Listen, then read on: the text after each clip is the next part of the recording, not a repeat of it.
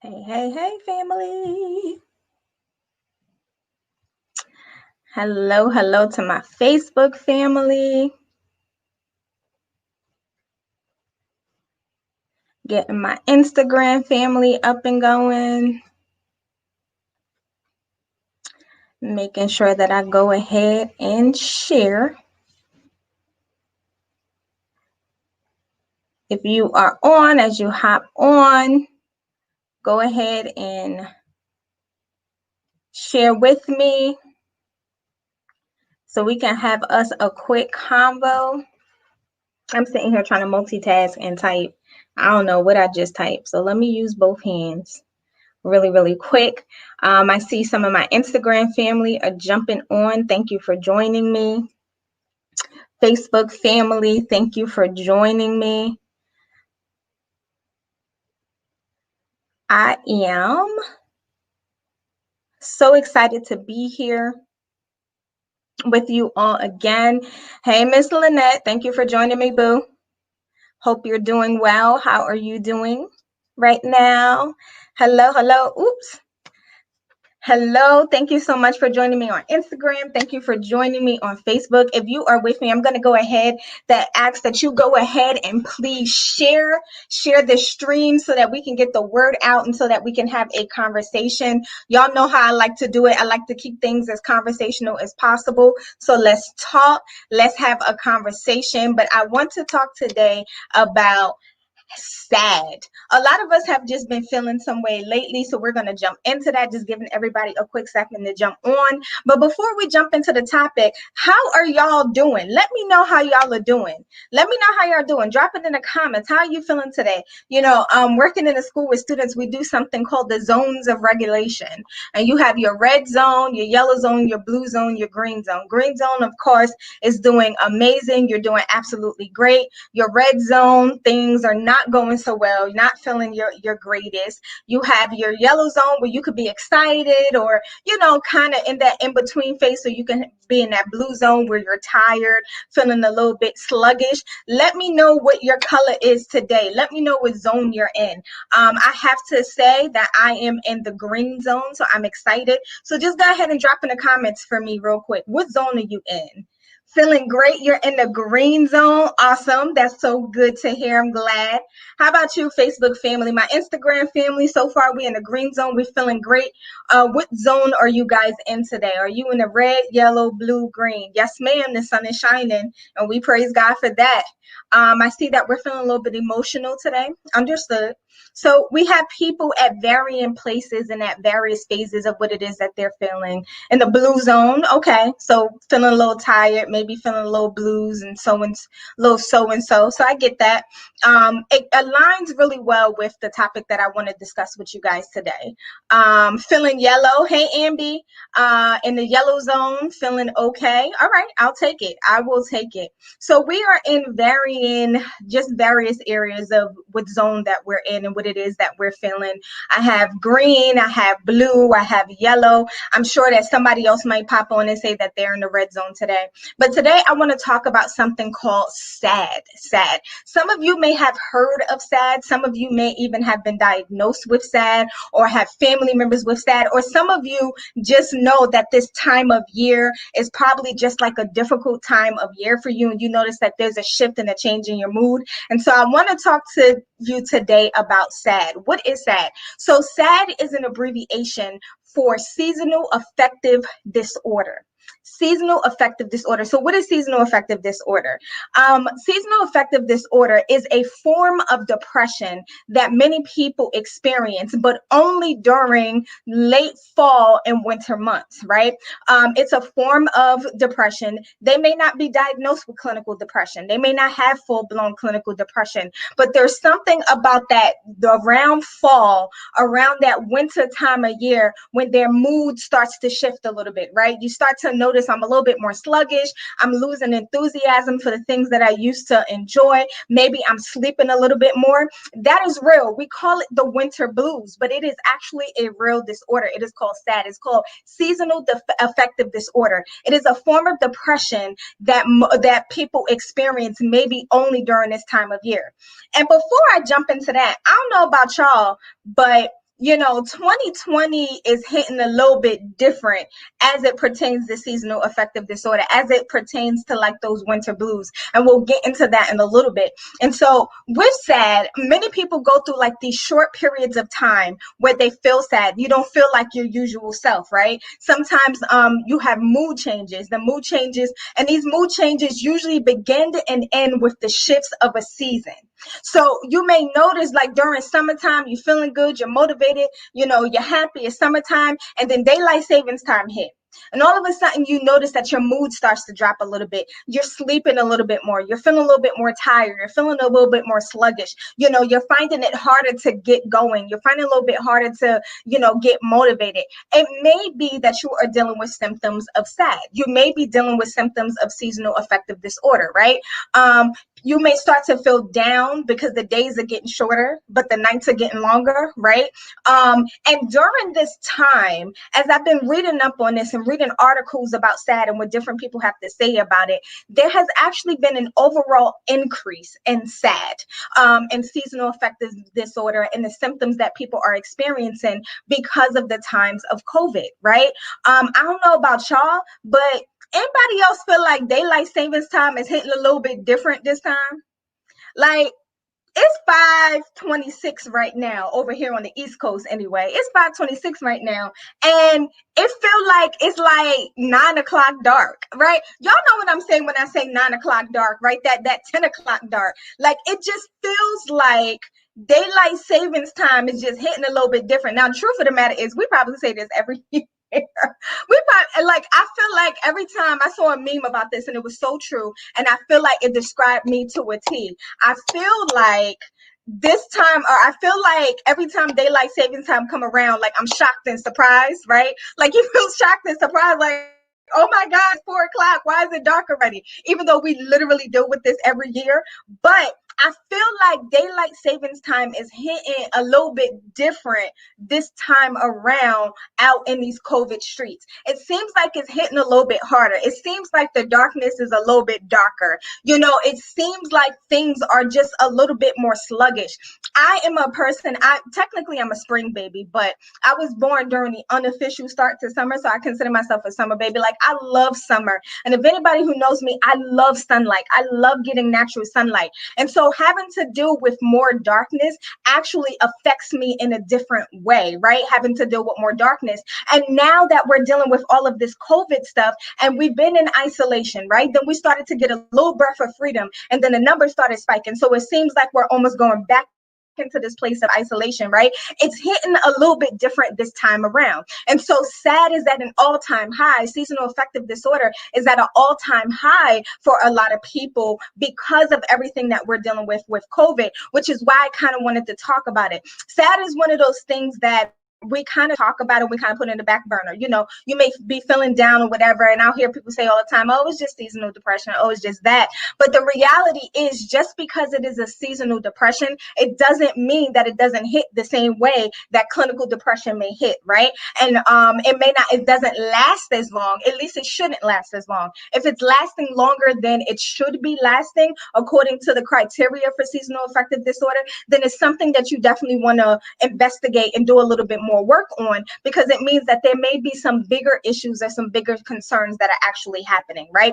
And so we want to go ahead and we want to get that checked out to make sure that you are well, right? And so SAD is not considered separate necessarily from depression, but it's a type of depression. It's the recurrent seasonal pattern with symptoms. Now, here's what's important to understand. As I just said, if it's lasting a little bit longer, typically seasonal affective disorder only lasts for about 4 to 5 months, right? We're usually only talking about from the period, let's say October, let's say end of October, November, until about February-ish, right? And then as we move into spring, as we move into March and April, it usually lifts. If you're noticing that when March, April, even May, June rolls around and it hasn't lifted yet, then you may be dealing with a more severe form, a more long-term form, or in part real clinical depression. So you want to get that checked out, right?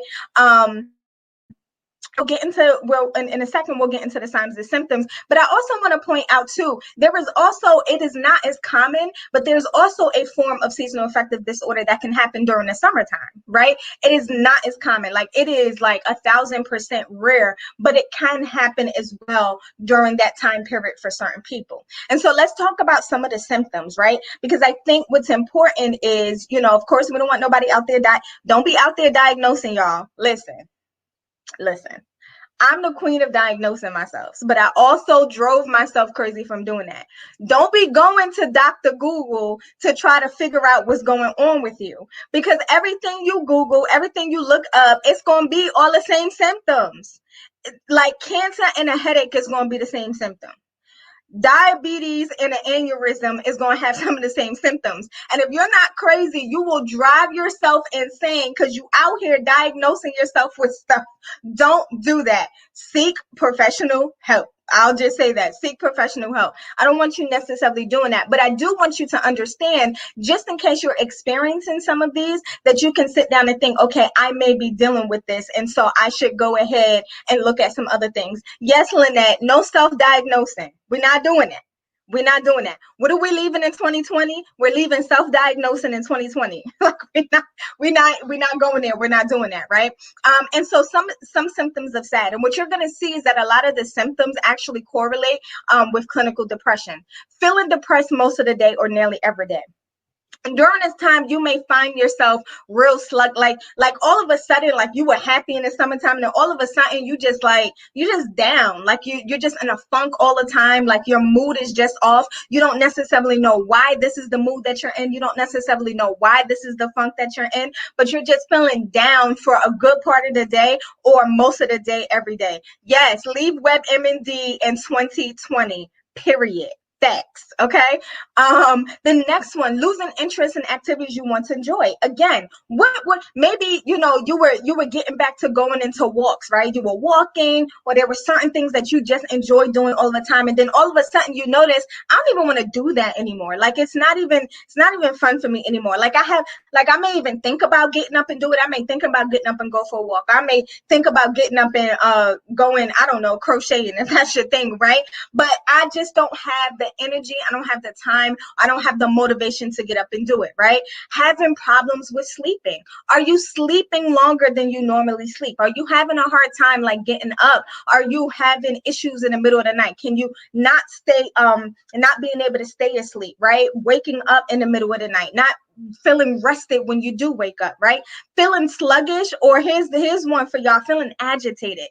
Just feeling just like out of it, right? Energy is zapped, you feeling sluggish, or just everything is just agitating you. Like you're annoyed with your husband, you're annoyed with the kids, you're annoyed with mom and dad, you annoyed with yourself, right? Anybody just be sitting around and you just annoyed with yourself? Forget about everybody else. You're just annoyed with yourself, right?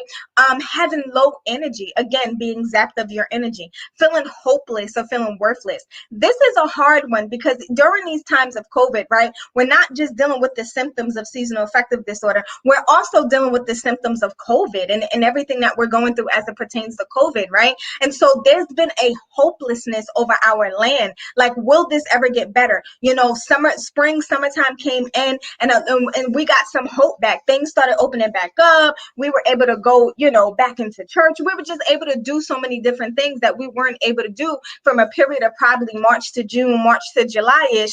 And like, we're just like, all right, I feel some sense of getting back to life, some sense of normalcy beginning to develop for myself, right? And then all of a sudden, we enter the fall months, we enter the winter months, and then all of a sudden you find that, okay, like, is this ever going to change? Are things ever going to get better, right? And so this sense of hopelessness will begin to overtake you, and you may feel like things are never going to get better. You don't have, like, finding not being able to find a reason to get up in the morning. I'll say it like that. Like, it's hard to get up in the morning. I don't find a reason to get up in the morning. Work is not motivating me. I don't just really care what's going on, right? And so there may be that. There may be having difficulty concentrating. This is a big one. a lot of times we will call ourselves procrastinators or just, oh, you just need to focus. But if you're having real issues with concentrating and real issues with focusing, that may be a true concern that you want to get checked out. That may be something that you want to talk to a doctor with, whether it's your primary, talk to, a mental health professional about. If you're having real issues and real difficulty with concentrating, I feel like concentration, especially as it pertains to adults, we pay more attention when it comes to difficulty in concentrating as it pertains to kids, but when it comes to adults, we don't pay the same level of attention to it. And so what we need to do is, if you're having real difficulties with concentrating, please go ahead and get that checked out, because there may be some other things going on. There may be some other things at work in order to help you. And sometimes it'll just take the smallest tweak. It'll just take the littlest thing to help get you back focused and get you back on track, right? Frequent thoughts of having what we call suicidal ideation, right? Or even homicidal ideation, right? Thoughts of wanting to harm yourself, thoughts of not wanting to be here anymore. These are all signs of mostly clinical depression, but could pour over into seasonal affective disorder as well, right? But there are a few ones that are specific to S.A.D. There are a few ones that are specific to SLAP, and that could be what's called, some of us, like I know, like me, during the summertime, I experience insomnia because I don't want to sleep. Like, it's summertime, working in the school for the last couple of years, like we were off in the summer, so I'm just like, I'm chilling. I'm gonna catch up on TV shows, and so I just got this insomnia about me. But during this time, you may experience what's called hypersomnia, right? You're oversleeping. All you want to do is sleep. Like, you're having a really hard time getting up in the morning. You need about 3-4 naps during the day, and like you're ready to go to bed at 4 o'clock. Like seriously. So oversleeping, overeating. This has been a huge issue lately. It's been a COVID issue, but it's also been an issue during this time as we move into the winter months. As it's late falls, we're preparing to enter into winter months. Overeating, and particularly which I find is interesting, is that there's a greater craving for like carbs, right? Which also leads to weight gain, which is interesting. There's something about carbs that are comforting to us during the winter months. I think about a bear and how a bear hibernates, right? And it stores up a certain amount of fat to keep itself warm all winter. So I'm not calling us fat and I'm not calling us bears, but it's the same kind of thought process, right? And then because of like the hibernation, because of the feelings, again, going into social withdrawal. Now, as I read a lot of that, y'all should be thinking, oh, this sounds a lot like what's been happening during COVID, right?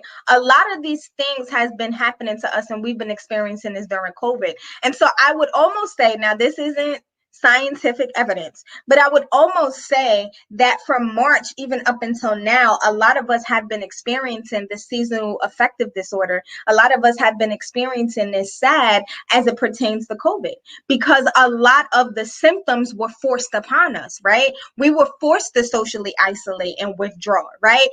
Most of us, if you may have lost your job, so you're home all day, you have nothing else to do, and so some people were just sleeping.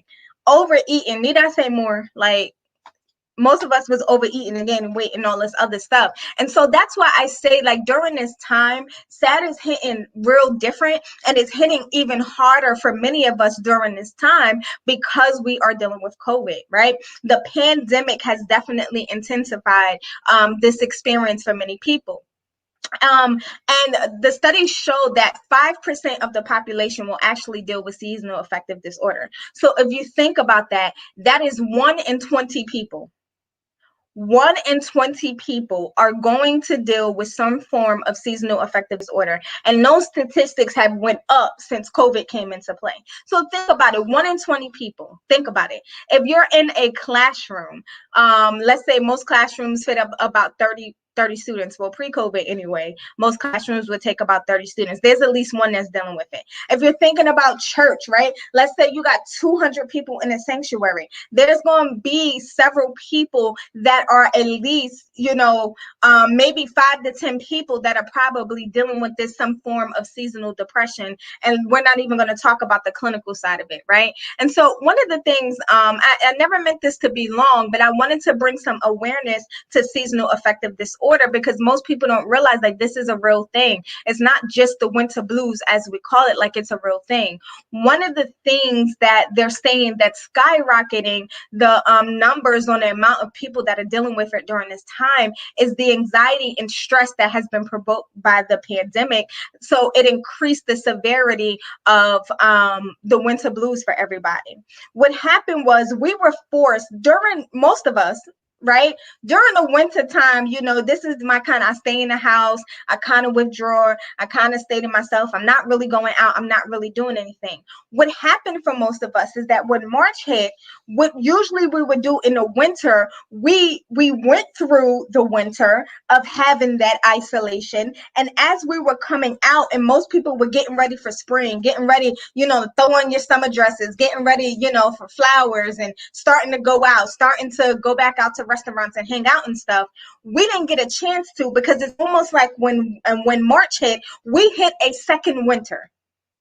We hit a second winter where we were forced to hibernate. We were forced to stay in the house. We couldn't get as much sunlight as we normally would. And so what happened is it almost feels like from March until now, we've been living in a constant state of winter, and we never got the opportunity to come out of this place. We never got the opportunity to come out of this state, right? And that is what's causing the skyrocket, right? Because again, as soon as summer hit, some of us were able to get out. Things were opening up a little bit. Some of us didn't even feel comfortable doing too much and going out. It still took a good minute, for some of us, if you even did started to go back out and start to reintegrate yourself back into society or reintegrate yourself back into life, right? It may have took a while, and then here we are again. Now we're talking about COVID numbers spiking again. Now we're talking about, restrictions tighten up again. And now here we go, winter time is coming on top of that. And so for some of us, it seems like we've been living winter since March. Right? Can anybody identify with that? Identify with the fact, well, I feel like I've been living in a state of winter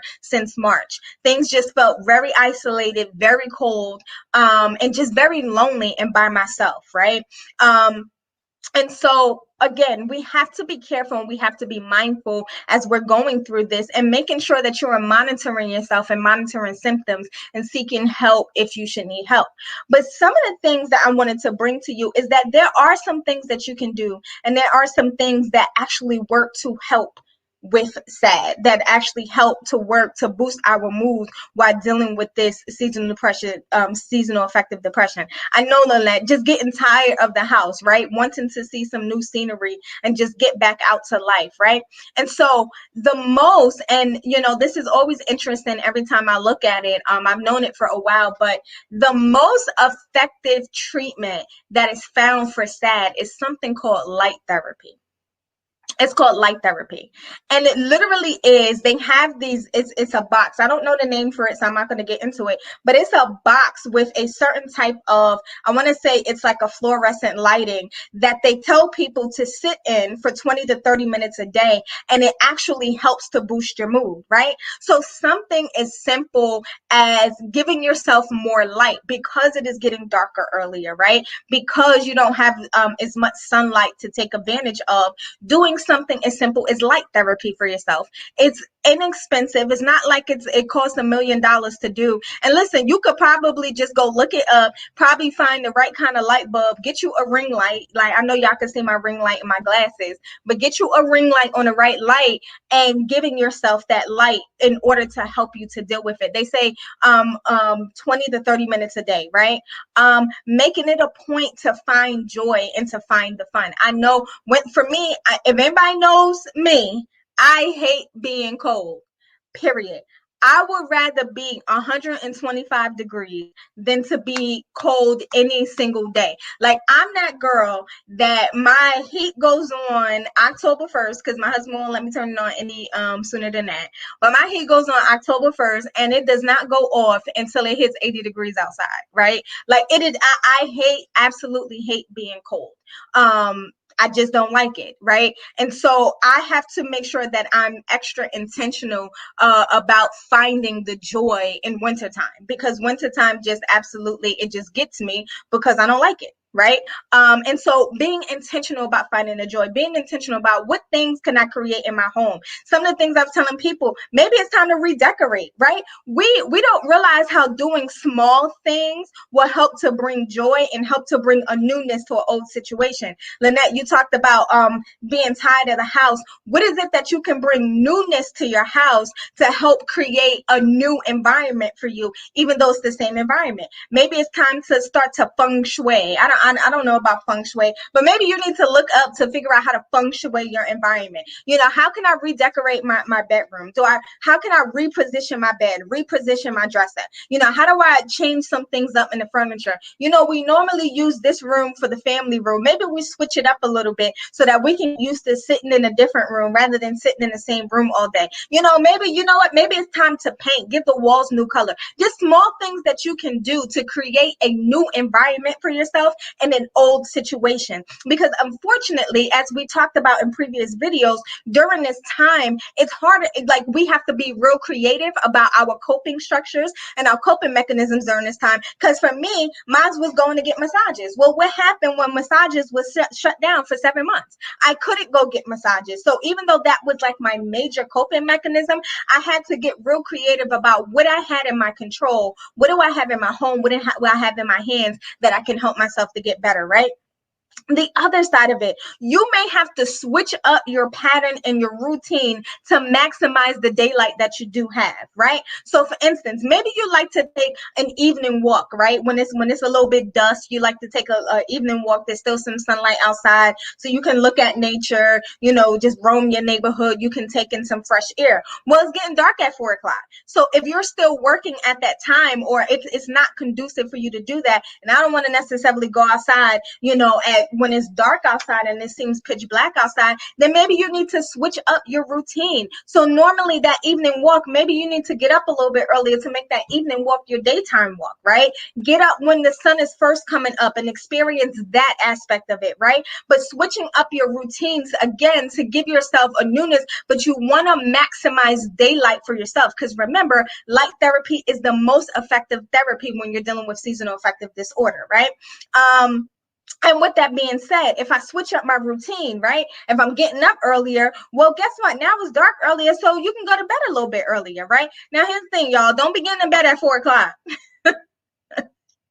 Don't be going to bed at 4 o'clock in the afternoon. I'm not saying that, right? But maybe you're used to going to bed at like midnight or something. Maybe because it is getting dark earlier, if you switch up your routines and some of the stuff you normally do at night, you normally cook at night. Well, cook during the day so that dinner is ready by 4 or 5 o'clock. You and your family can eat dinner a little bit earlier, right? And then maybe you can be in bed by 9 o'clock. And if I'm in bed by 9 o'clock and I'm getting a good night's rest, then getting up earlier, right? Because it starts to get light outside about 5:30. I'm gonna say about 6 o'clock-ish. I'm usually up at that time going to the gym, and that's when the light is peeking through. So then that way you can get up by 6 o'clock in the morning and you can maximize all of the daylight that you have. Open up your curtains. See, like something simple. Open up your curtains in your house. Some of us will sit in our house and we'll keep the shades closed, we'll keep the blinds closed, we'll keep the curtains closed, and we're not seeing no sunlight all day. So we're just feeling down and we're dreary all day. Something as simple as open up the curtains. Pull back, and when you get up in the morning, pull back every curtain and allow all of that sunlight to pour in. If you're still working from home, or if you're dealing with a furlough or layoff or something like that, whatever your situation may be. And if you're at home, go through every room that I know I'm going to be in, or every spot in my house where I know light will shine through. I'm opening up the curtains, right? And so even if I spend most of my time in my office, working, seeing clients and doing different things, but I open up all the windows so that when I go downstairs, I can see the sunlight. When I enter the kitchen, I can see the sunlight. When I go in the family room, the living room, I can see the sunlight. When I'm in my bedroom, I can see the sunlight, and I'm not locking myself into darkness all day. Open up the curtains, y'all. Open up the curtains, right? And here's another one. Sunlight gives us vitamin D. We lack that during this time. We lack vitamin D, and vitamin D is actually essential for your health. You can go down to any Target, Walmart, Rite Aid, drugstore, or whatever, and take vitamin D supplements, right, to help boost your mood. I'm actually taking vitamin D supplements right now to help with my mood during this time or whatever, because again, I don't like winter months, and it really does help to boost your mood, right? And then if you're noticing that it's a more serious situation for you, then you may want to go ahead and you may want to seek mental health counseling services. You may want to go ahead and talk to your doctor. And if it's a real issue and concern, it may be time to talk to your doctor or talk to a psychiatrist about some type of antidepressant medication if it becomes really difficult for you to deal with, right? So I just wanted to bring a little bit awareness to this, Lynette. Yes, ma'am. Start with the curtains. That's it. Right. The nosy neighbors. I get that. I get that. But if you're sitting in a house all day and you're getting no type of sunlight and you're not opening the curtains, it will feel like you're living in a box, and you will box yourself in, and you're not giving yourself an opportunity to maximize the daylight that you do have. So I know that there's nosy neighbors and stuff, but do what you got to do, right? Maybe you don't open up the curtains, and maybe for me, I'm opening up the curtains in every room. So as I flow through my house, I get that sunlight. But if I know there's a certain room that I'm going to be in mostly, then I'll open up the curtains in that room. And if I flow to another room, then I'll do that. But do what you have to do so you don't feel like you're living in a box and that you placed yourself in a box, right? So I just wanted to bring a little bit of awareness to SAD, to seasonal affective disorder, because I feel like it's one of those things that we always mention in passing. We talk about the winter blues, we talk about dealing with it, but I think it's important for us to understand that it's a real issue. So again, I feel like my assignment in the earth, that sounds so deep, right? Don't that sound so deep and important when I say my assignment in the earth, right? I have so deep. So I feel like a part of my assignment in the earth is to help to break stigma as it pertains to mental health conversations. We don't do enough to really talk about diagnoses from a clinical perspective. We just go ahead and we call people bipolar, we call people narcissistic, and we don't really understand the criteria and the realness behind those things. That person may be bipolar, that person may be narcissistic, they may not be, right?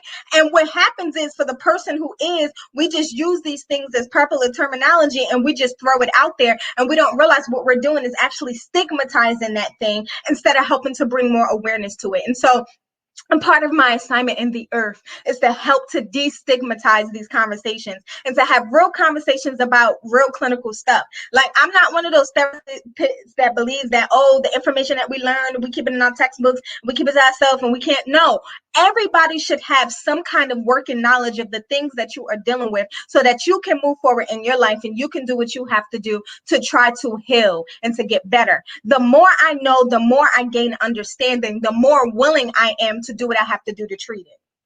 Right? Because when I gain understanding, when I'm able to destigmatize it, then I'm okay with seeking the help. I'm okay with going to my primary care doctor. I'm okay with seeking a therapist to help me. I'm okay with going to my pastor and having these conversations, or a minister, and seeking wise counsel. But the more that we keep things secret, the more that we add stigma to things, it pushes people away from having the real conversation. And so my assignment in the earth is to help to destigmatize these conversations and to have real conversation about mental health so that the everyday person can understand it and do what you have to do so that you can get your healing, child. Because at the end of the day, we are going for our healing. What are we leaving in 2020? Being unhealed. That's what we're leaving in 2020. In 2021, we are walking into 2021 with our healing and with our hands up and screaming and shouting victory. So that's all I have for you today. I thank you guys for joining me, my Instagram family, my Facebook family. Do me a favor to please go ahead, make sure that you like, make sure you comment, make sure that you share. I hope that this was helpful, and I will be back with you guys in 2 weeks, right before Christmas time. And we're probably going to be talking about the holidays, and the difficulty that comes with the holidays for many people. And so I think that's another conversation we need to have and destigmatize during this time. So I love you guys. I'll talk to you all soon. Make sure that you share, that you like, and you comment, and I'll be back with you in 2 weeks.